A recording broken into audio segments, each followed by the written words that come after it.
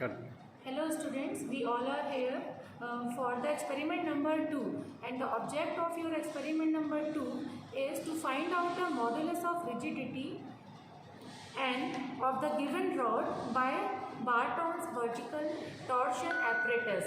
In this, so you can see the apparatus. It is the final arrangement of the Barton's vertical torsion apparatus. Here you can see the dial 1 and dial 2. So we will see the dial 1 as a theta 1, and this is the dial 2, and which is theta 2.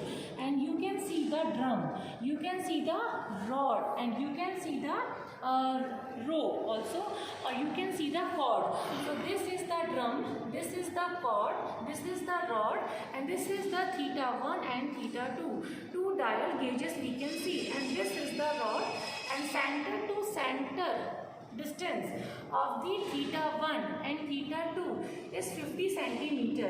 So this is the proper arrangement, and this is given in your file also.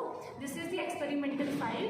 So first of all we will see the formula. So this is the formula. Modulus of rigidity is calculated from the following formula, which is the T by J equal to n theta by L equal to Fs by R, and the specifications are given below, that the capital T is the torque, which is equal to WD, where W is the weight hanging on the pulley P1 and P2 in kilogram, and D is the dia of the circular drum in centimeters, and J is the polar moment of inertia, and the formula is for polar moment of inertia is pi d 4 by 32 centimeter to the power 4, and theta is the angle of twist in radians, and L is the length of the rod in centimeter, N is the modulus of rigidity in kg per centimeter square, and N is the 32 WdL by theta pi d4.